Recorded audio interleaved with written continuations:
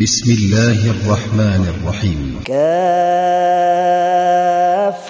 يا عين صاد.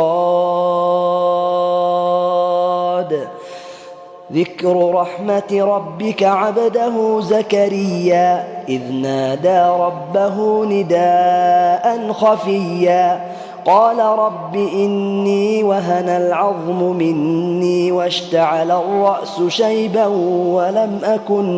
ولم أكن بدعائك رب شقيا وإني خفت الموالي من ورائي وكانت امرأتي عاقرا فهب لي من لدنك وليا يرثني ويرث من آل يعقوب واجعله رب رضيا.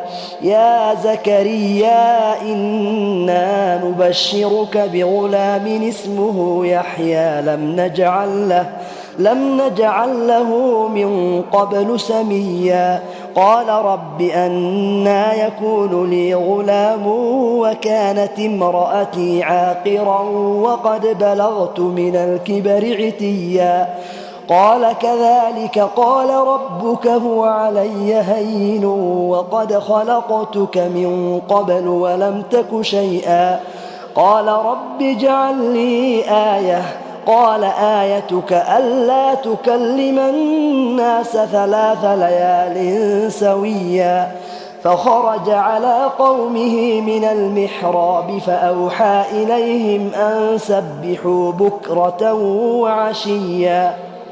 يا يحيى خذ الكتاب بقوة وآتيناه الحكم صبيا وحنانا من لدنا وزكاه وكان تقيا وبرا بوالديه ولم يكن جبارا عصيا. وسلام عليه يوم ولد ويوم يموت ويوم يبعث حيا.